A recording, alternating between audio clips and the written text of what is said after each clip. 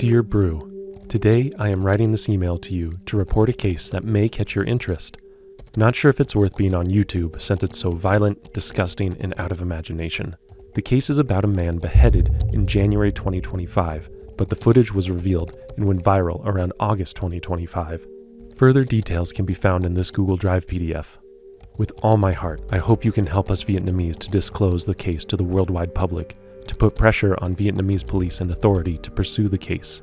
Even when it went viral, they never acknowledge it, no matter how many letters and requests were sent to district attorney.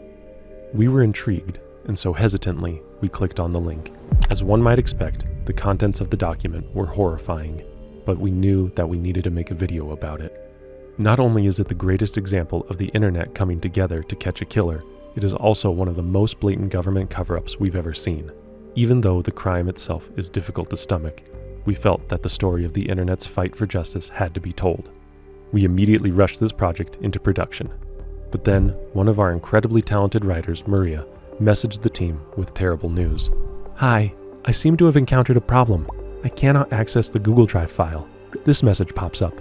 It's my mistake. I didn't download it. I didn't expect for it to be taken down." It seemed the government had successfully scrubbed the online detectives' hard work from the internet. But one of our producers, Carter, had been worried this might happen. The night before, he was about to sign off for the day when a thought popped into his head. Wait, this 106-page Google Doc, the only source of information on this case? What if the Vietnamese government gets it taken down? So Carter rushed to go download it. Error. This is bad. He tried again, but Google wasn't letting him download it. His mind raced for a solution, but came up empty-handed. Jonathan, another producer, a whiz when it comes to research and navigating the internet. Okay, so we've got a big story here. Do you know of any way to preserve a Google Doc other than downloading in case it gets taken down? Scroll with caution. There's disturbing imagery. Fuck, just reading that summary. I know. I couldn't download it either. Let me see if Internet Archive works. Doubt it. Okay. Internet Archive only captures the first page. Trying different ways, but can't download it yet. I'll take a look at alternatives. And he tried for what felt like too long, until I got it. Oh wow, no way! Printing it as PDF worked. So it's saved? Yeah, I have it. I'll upload it to our server. Amazing, thank you. So when Maria reached out after the government had buried the story, luckily, Carter was able to say, "Yes, we made sure to make a backup copy." Now, armed with this document that we aren't supposed to have, we will expose the truth. We'll show you how these brilliant internet sleuths solved a one-of-a-kind murder case and why the Vietnamese government is trying so hard to cover it up. In July 2025, an extremely disturbing set of videos and images were uploaded to a shock site, the likes of which the internet had never seen. The first video was titled Rehearsal. It shows a man who appears to be in his 30s wearing a striped dress shirt accompanied by another individual wearing a tracksuit with 3 stripes similar to the sportswear brand Adidas and a Guy Fawkes mask from the 1980s graphic novel V for Vendetta. The setting resembles an office, furnished with filing cabinets and a ceiling fan. The maskless man then removes his shirt and positions his neck on a wooden cutting board, while the masked figure lifts a black cleaver and practices a series of chopping motions above the man's neck. The video ends with the masked individual embracing the other man in what looks like a gesture of reassurance. Both men then rise to their feet and the footage cuts to black. The second video, titled The Execution, shows the same 2 men from the first video, now completely naked. The maskless man is lying on his back on a tarp spread across what appears to be a bathroom floor, with a wooden cutting board placed under his head and neck. The other man has swapped his Guy Fawkes mask for a medical face mask. As the man on the floor reaches the end of an act of self-gratification, the masked man delivers approximately 3 to 5 forceful strikes with the cleaver, decapitating the victim. Heavy breathing from the executioner fills the audio, along with the clear sounds of traffic and dogs barking outside. What follows is the dismemberment of the body. The executioner works with a level of ease, suggesting that this was not his first time. The scene was prepared in a highly methodical way, with several phone cameras mounted on tripods, capturing the act from multiple angles. The third video, Butchering, records the full dissection of the victim's remains in what seems to be a kitchen. Visible in the frame is a round stainless steel table, a sink, a bottle of dishwashing liquid, and a bottle of drinking water. Once the cutting is complete, The executioner arranges severed limbs in a large pot. Among the photographs that accompanied the 3 videos, 2 images stood out. One shows certain organs prepared in a curry-like dish, suggesting cannibalism. The second shows the executioner holding the victim's severed head while taking a mirror selfie. This photo reveals key identifying features of the killer: a stocky, muscular build, a balding, middle-aged appearance, a scar above his left eyebrow, a dark birthmark running from his right bicep to the armpit, and a tattoo on the right bicep that translates to "That Day 13-9. Vietnamese internet sleuths believe that before the video and images were leaked to the shock site, they first appeared on a private Chinese-language Telegram chat dedicated to the sharing and selling of graphic material. From a leaked screenshot, the chat shows the pricing for access to the images and videos: 98 yuan, $13 USD, for partial access, and 198 yuan, $28 USD, for premium access. While nothing was confirmed at the time, the available footage strongly suggests the act was driven by an intense carnal fixation, and the monetization of the footage appears to have been an afterthought. But regardless, there were more pressing questions than the killer's motivations, the first of which being, who was the victim? When the videos first leaked to the public, they were spread quickly across Vietnamese forums, and online communities began investigating. Soon, one name surfaced: Nguyen Xuyen Dat. While we couldn't confirm exactly how Vietnamese netizens first uncovered the victim's identity, it seems as though an internet user going by the pseudonym Phi Ly was the first to leak the name. Once his identity was suggested, internet sleuths located an inactive Facebook profile of the same name. The account's last post was dated June 10, 2025, 1 month before the videos went viral. It read, "From now on, I'm logging off this account for good." But they needed more evidence before they could even suspect that this was the victim in the videos. Digging into the account's history, users found years of posts showing Dot repeatedly expressing a long-standing fixation. In 2022, he wrote, "Feeling bored, might look for someone to call and chat about beheading. Anyone interested?" Users also discovered that Dot was a member of online male homosexual groups, including one named Likes Beheading. Many of the accounts interacting with him were anonymous profiles with the same paraphilia. Further searching revealed that Dot used variations of the nickname Dot Behead or Dot Beheading across different gore-related or homosexual forums. They came across one account on an adult website created in 2019 and active until January 25, 2025. It included a profile description stating, "I love beheading. I also want to lose my head with an axe or a sword." Using the same alias, users found a thread on an anime adult entertainment forum known for hosting violent illustrated content. A translator there had posted a Vietnamese version of a manga titled Naked Headless Woman, noting it was translated per request by Mr. Dot Beheading. The manga depicted a scene in which a male character is decapitated by a woman at the height of physical pleasure and briefly remains conscious to describe the sensation. Many netizens speculated that Dot had become deeply fixated on this storyline and sought to replicate it. Using Dot's online aliases, online sleuths found 2 phone numbers believed to be his. Tracing them led to a Zalo account, a popular messaging app in Vietnam, under the name Dot Beheading, listing a birth date of March 10, 1989. Someone also attempted to log into Dot's Facebook account and received a prompt to send a verification code to a phone number ending in 20, which seemed like a match to one of the phone numbers found. Members of the online community began messaging profiles from his Facebook friend list. One of them was Phi Ly. This anonymous user claimed to have spoken to Dot frequently and met him once in person. According to them, Dot worked selling seafood at the Phuong Quang Market in Hanoi, and his birth year was 1989, which matched the Zalo profile. With the name, date of birth, and potential area of residence, internet users continued their investigation and uncovered what they believed to be the details on Dot's family.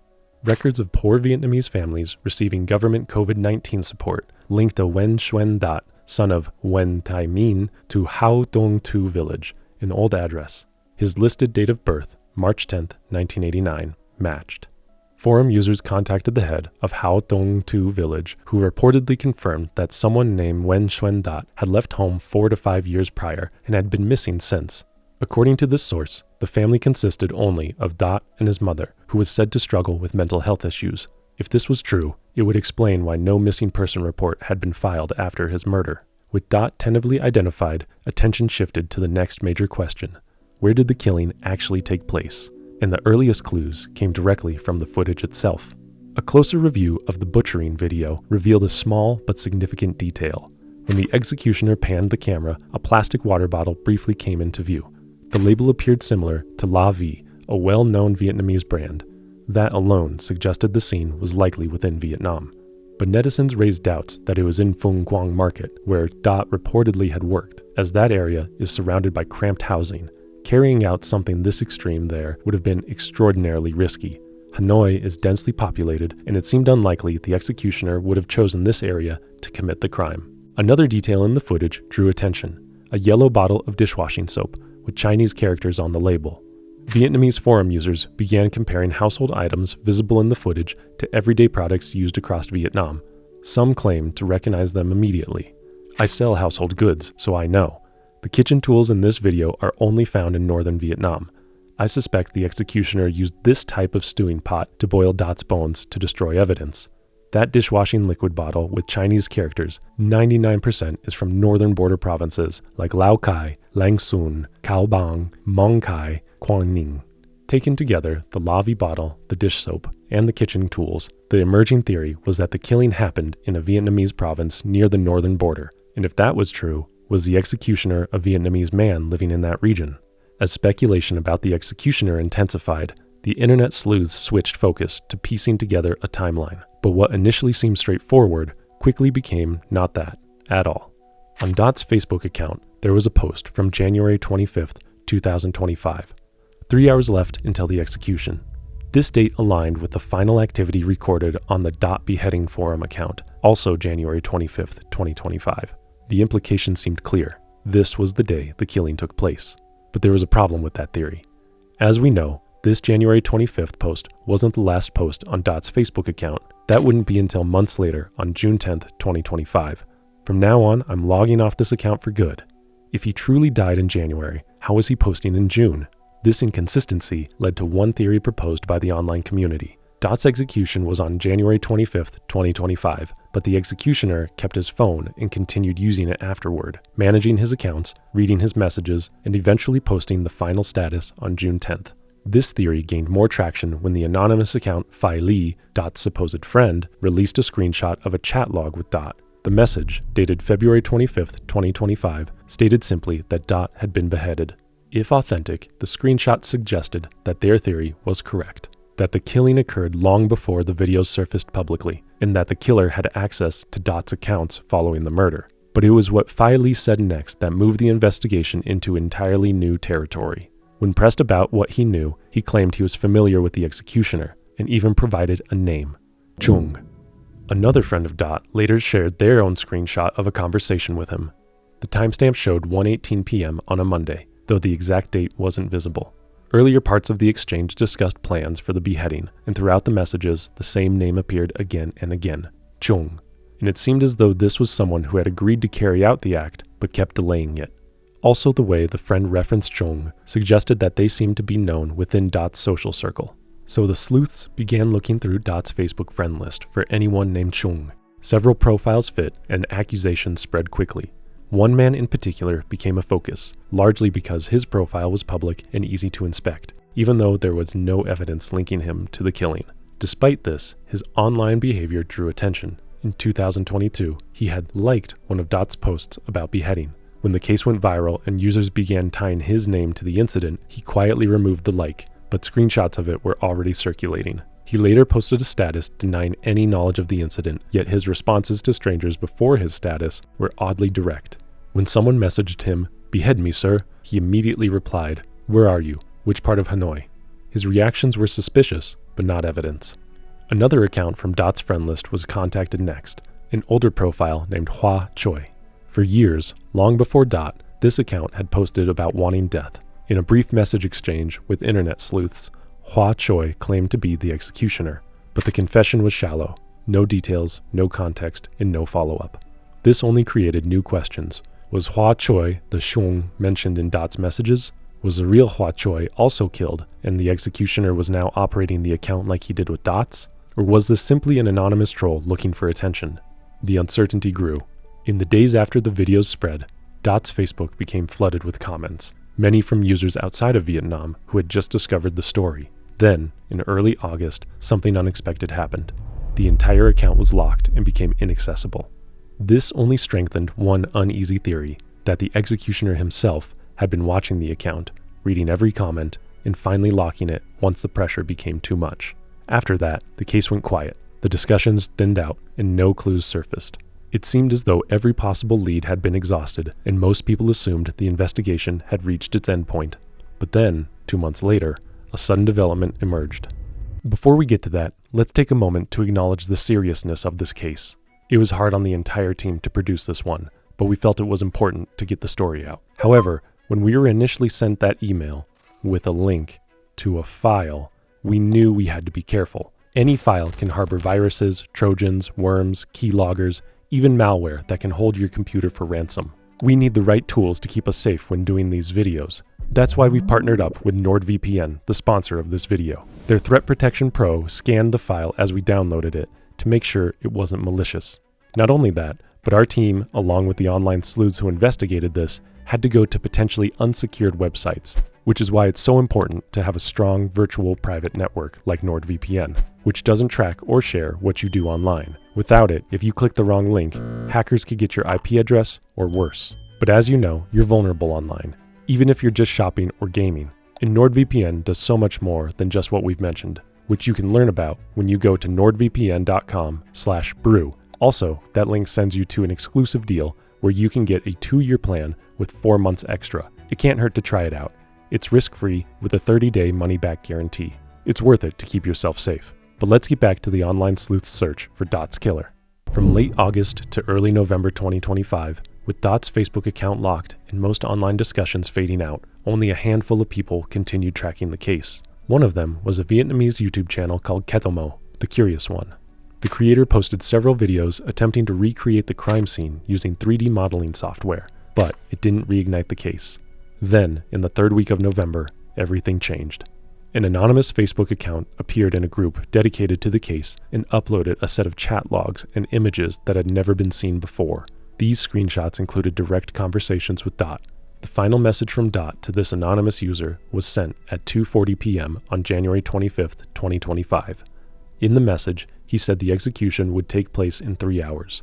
Based on that timestamp, the killing likely occurred between 5:30 p.m. and 6 p.m. that same day. Earlier parts of the conversation revealed something else. Dot had provided the executioner with this anonymous user's information as well, suggesting that they may also have intended to be beheaded. But now, months later, they seem to have changed their mind and decided to come forward with evidence. The tone of the conversation suggested a much closer relationship than the connection between Dot and the account known as Phi Lee. In fact, it raised the possibility that the message initially leaked by Phi Lee, the one saying Dot had been beheaded, might not have been originally sent from Dot's account to Phi Lee at all. Perhaps it was sent to the anonymous individual who then screenshotted it and sent it to Phi Lee, who subsequently leaked it. The anonymous individual released another set of screenshots, this time showing conversations with the executioner himself. These messages were linked to a Facebook account under the name Cam Tang Chung. That name matched the Chung mentioned repeatedly in Dot's earlier messages with Phi Lee. The executioner, using this account, even sent the anonymous user an address for a potential meeting. However, rather than going to that location, the anonymous user suggested meeting at a cafe. The exchange indicated that the executioner was willing to meet in person, but also showed how casually he discussed arranging another possible beheading. Using the information released by the anonymous source, the YouTuber Ketomo began piecing together a new digital trail. Working off the name Cam Deng Chung, he started tracing every account, comment, and digital footprint linked to it. He then posted a series of updates claiming he had located both the executioner and the site of the killing. Alongside these claims, he released a cropped photograph showing half of a man's face, allegedly belonging to the killer. However, within days, Ketomo posted again, this time saying he was stepping back from the investigation. He said that the people connected to the executioner were too powerful. He publicly warned that if anything happened to him, all the doxing information would be released automatically. But before withdrawing, he uploaded one last image and a hint. A distorted screenshot of the username the executioner supposedly used across anonymous forums, and according to him, it was the name of the executioner's own son. That hint was enough. On the morning of November 20th, online investigators sprang into action. First, they removed the distortion on the image, uncovering a username, Deng Chun 11111. From there, the pattern unraveled quickly. Variations of the same handle, Deng Chun, with 5 ones, with 4 ones, with 3, all appearing on multiple anonymous platforms, including Twitter, Instagram, TikTok, and several smaller forums. Each account showed similar behavior and overlapping details. Then, another username appeared in the network, Doan Sang LS. This account showed direct links to the Deng Chun profiles. When users searched directly for facebook.com/DoanSangLS, the result was immediate. A public Facebook profile appeared, showing a full face, a location, and an occupation, all under the name Doan Sang. Was this it? Was this their guy? Online investigators started digging. They quickly uncovered his full name, Doan Van Sang, and learned that by 2025, he was already retired at age 59. His former role was significant. He had served as the deputy principal of Market Management Department No. 4, located in Lang Son Province, Vietnam, one of the northern provinces previously mentioned. Another detail stood out. He wasn't just a retired civil servant, he was the clan head of the Doan family in Lang Son, one of the region's largest clans with thousands of members. This was not an anonymous figure living on the margins. He was a man with deep community ties and an established public presence. Photos resurfaced showing him at a government-organized event in December 2024, where he delivered a legal training lecture as part of his duties. Scrolling through his Facebook profile, investigators found that Sang had 2 sons. The older one was highly active on social media. He frequently posted images of his student ID, name tags, and personal information, unintentionally making it simple to confirm his real name, Deng Chun, a detail that immediately caught people's attention, giving the online username Deng Chun 11111 that had led them here in the first place. Then came a shocking coincidence. The son's birthday was September 13th, a date that aligned all too well with the tattoo on the executioner's right bicep. That day, 13-9. Was the tattoo referencing the birthday of the executioner's son? Or perhaps was the executioner actually the son who had his own birthday tattooed on his arm? There was more. From public posts, it appeared that the son drove a car with the plate 011.11, while his father owned a Mercedes with the plate 088.88, numbers associated with wealth and status in Vietnam. The son's specifically 011.11, a sequence appearing yet again, just like the usernames tied to the executioner. In one of the son's social media stories, he appeared wearing greenish-yellow sports pants with 3 stripes, similar to those worn by the masked figure in the rehearsal video. But the resemblance ended there. The son's build did not match the executioner's heavy frame, and his hair was full and styled, nothing like the receding hairline of the balding executioner. But what about the father? As more clues surfaced, attention returned to Doan Sang. The usernames, tattoo, proximity to the northern border region, and the physical resemblance. Put together, they painted a coherent picture. And so, for the moment, Doan Van Sang became the community's primary suspect, but they needed more evidence. The next thing they found was that Sang frequently used his verified social media accounts to follow his own anonymous accounts, and the anonymous accounts followed him back. On his official TikTok profile, Doan Sang LS66, users noticed it was following another account named Deng Chun 424. That account, in turn, used a profile photo taken directly from the Facebook page of Cam Deng Chun. This created a clear chain. Doan Sang LS, Deng Chun 111/424, Cam Deng Chun, the same name identified by the anonymous source as the executioner that Dot, the victim, had put them in contact with. Then came another discovery. Members of the online community attempted to initiate password recovery for 2 emails, doansangls@gmail.com and dengchun1111@gmail.com. Both prompted the same verification request, confirmation through an Oppo Reno 12 5G device. That coincidence became even more striking when they tried recovering the email linked to Dot Behead's phone number. This attempt also triggered verification through the same Oppo Reno 12 5G phone. 3 identities, Doan Sang LS, Deng Chun 1111, and the account linked to Dot's contacts, all traced back to one device. Repeated attempts produced another detail. Google requested secondary verification through a phone number ending in 62. On Sang's Facebook page, the number he publicly listed ended with the same 2 digits. At this point, every thread was pointing back to the same person. The anonymous source added another piece. They claimed that 2 years earlier, the account Cam Deng Chun had sent them personal photos and messages to initiate contact. Although the account is now locked and displays only Facebook user, the forwarded images remain, and the man in them is Doan Van Sang. Also, as users combed through Sang's old posts, they even overlaid a medical mask similar to the one in the execution video on photos of Sang. Once the mask was placed, it seemed the hairline and eye shape aligned closely with the executioner seen in the videos. There were more comparisons. A second Facebook account belonging to Sang, Van Sang Doan, had already been locked by late November, but not before someone archived a photo of him sitting in his workplace while wearing a mask. When compared with the executioner, the shape of the receding hairline was noticeably similar. Then came a more decisive match. A composite image circulated online showing 3 everyday photos of Sang placed beside a still frame of the executioner. All 4 images displayed the same circular birthmark on the outer left shin. Another composite showed a second match, a birthmark on the front of the right shin, appearing in both the executioner's image and a casual photo posted by Sang. The most significant comparison focused on the right bicep. In the executioner's video, a dark birthmark extended upward toward the armpit. On Sang's Facebook, users found 2 photos where his sleeve shifted just enough to reveal the same distinctive mark in the same place. And finally, the tattoo.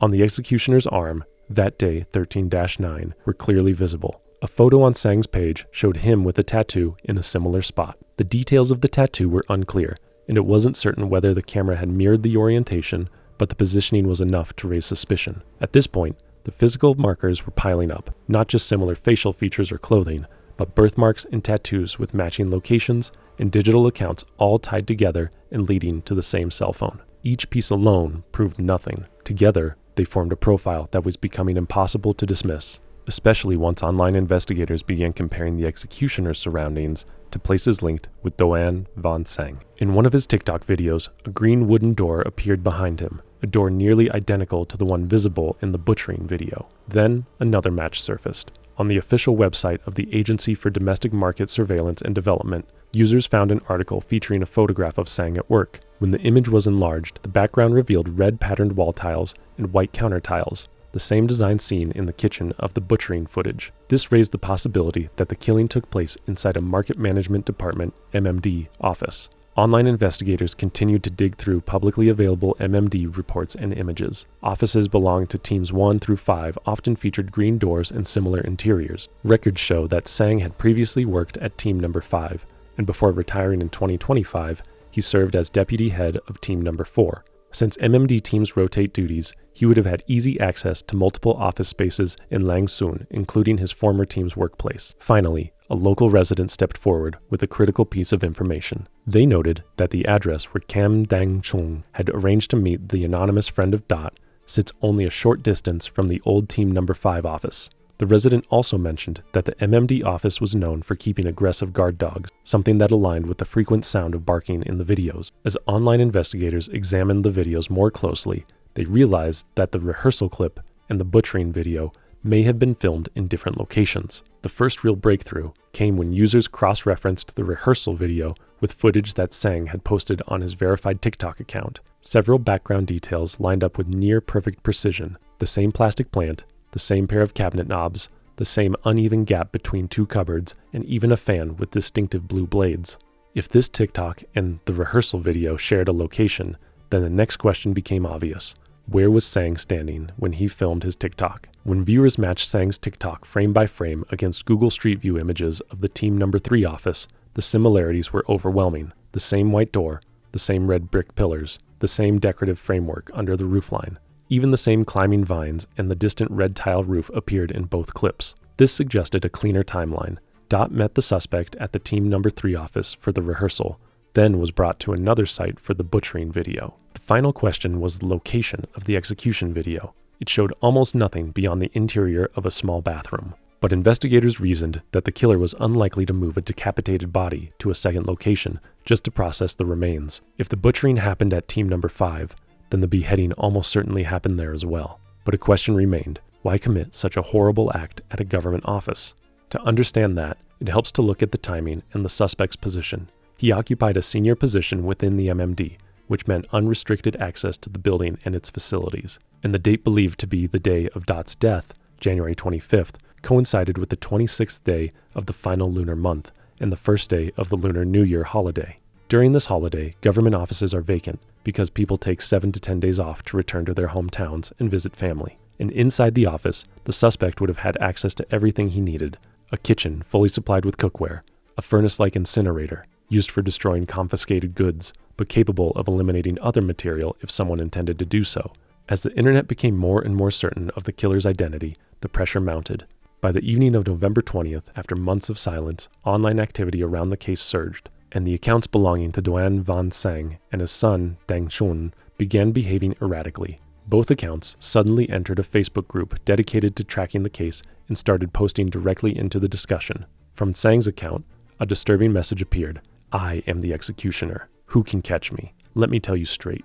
You are the real executioners. Because you want more people to die so you can celebrate. Isn't that right?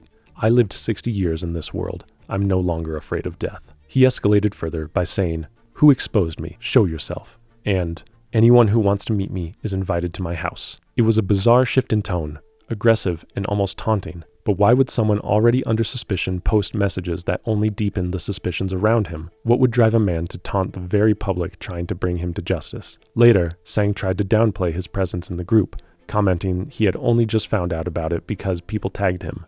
But that wasn't true. A group member had already saved screenshots of his activity, showing that his account had been in the group earlier and had interacted with posts before November 20th. In one example from early November, when someone complained about the lack of progress in finding the executioner, Sang reacted to the post with a laughing emoji. But it wasn't only Sang losing control. His son, Dang Chung, posted a picture with the status, taunting the online community. Come on, it's just a few pieces of human meat. Within the hour, the father and son deleted all of these posts. But of course, screenshots of them were already circulating. Had it finally dawned on them how much evidence the internet really had on them? How safe did Sang believe he was? Was he convinced that even if the internet exposed him, nothing would happen? That he was untouchable? For a while, it looked as though he might be right, but events progressed far more quickly than anyone expected.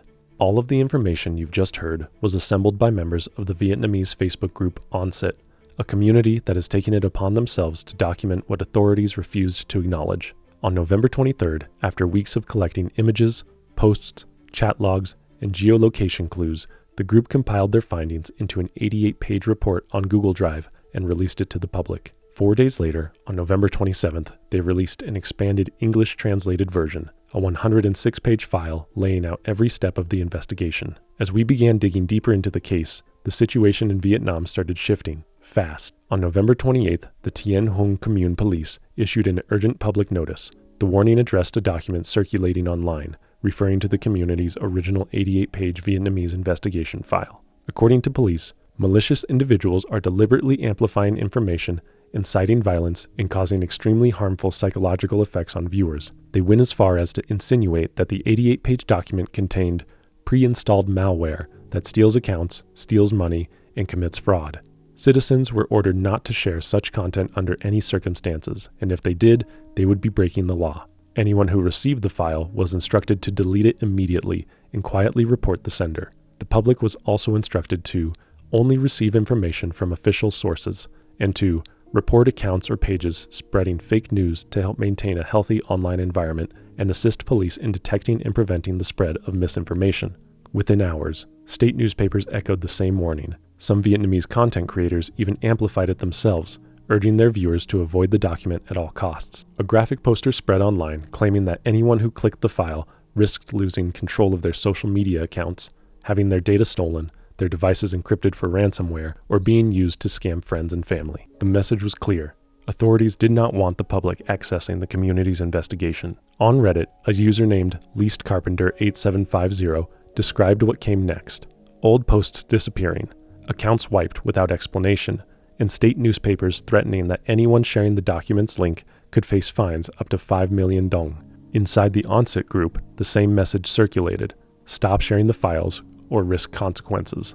For many following the case, the government's response was a clear attempt to control the situation. Vietnam remains under a one-party communist system, where news outlets are state-aligned and often frame information in ways to support official narratives. Even so, the attempt to suppress the community's investigation ultimately had the opposite effect. Instead of containing the story, it highlighted just how much information had already been uncovered without official involvement. The public had already conducted its own investigation and built a comprehensive, crowdsourced archive of information that contradicted the government's silence. According to a Reddit user posting under the name user/HoiSiConvine, Vietnam's online community had been trying to get police to investigate Dot's murder since July 2025, contacting officers, local authorities, and even Dot's surviving family. At the time, he said authorities showed no interest in handling the case despite multiple warnings. It wasn't until November, when online investigators exposed that the murderer was a member of the Communist Party, that the police acknowledged the case at all. This sequence of events left many observers questioning the government's priorities. By November 28th, the investigation had moved to a very public display of state action. Local reporters confirmed that the police forces had arrived at the former headquarters of Market Management Team No. 4. The building, abandoned after the agency's reorganization earlier in the year, was suddenly sealed off. Its front gate was locked, the perimeter reinforced with barbed wire, and at least one structure inside the compound, believed to be the canteen with the distinctive green door, had been paper sealed. All the while, officials refused to reveal the reason for the police presence in the area. Word spread quickly. A large crowd gathered outside the gate, dense enough to slow traffic through the narrow residential area. Reporters described the scene as congested, with residents pressing forward to get a look. The following evening, on November 29th, the police presence intensified. Dozens of officers and multiple government-plated vehicles arrived as mobile police units were deployed to maintain order. Barricades and cordon tape were set up to block the road leading into the area, and by then, roughly 100 onlookers had gathered. Amid the heightened security, the chairman of the Hu Long Commune People's Committee issued the first official acknowledgement tying the law enforcement activity to the murder case. He confirmed that officers were present in connection with information circulating on social media about Mr. DVS, the initials of Doan Van Sang. That same day, another set of news described police efforts to locate Nguyen Xuan Dat. On November 27th, officers visited his family home, though they offered no explanation for why they were looking for him or what triggered the inquiry. Dot's mother said her son had been missing for a decade. After his father passed away, he left home, never contacted her again, and no one in the village had seen him since. According to the commune authorities, that was the extent of their involvement. They were simply following a request to confirm whether their local resident could even be located. As of November 29th, they stressed that Dot had been absent for many years and that they had no information about where he might be now. But while police maintained this narrow, bureaucratic framing, they simultaneously continued warning the public about the 88-page file and that owning it was against the law. As police attempted to steer the narrative, the limits of that approach became visible, so they released just enough information to satisfy the growing pressure. On November 30th, a screenshot began circulating online of a leaked report believed to be an internal police summary of their involvement in the case. According to that report, authorities first detected the videos and photographs on November 25th, notably 2 days after the internet sleuths had released their 88-page document. Aside from the videos and images, police apparently discovered online groups who had identified the victim as Nguyen Xuan Dat and the perpetrator as Doan Van Sang. On November 27th, forensic examiners reviewed the footage and found no signs of AI generation. Then, on November 28th, police received a statement from Dot's village chief and collected a hair sample from Dot's mother for DNA comparison. That same day, investigators conducted an on-site examination at the workplace of Market Management Team No. 4, a location different from the sites the online community had believed to be the crime scene. Inside Team No. 4 offices, police apparently found a kitchen and restroom matching the layout seen in the beheading video.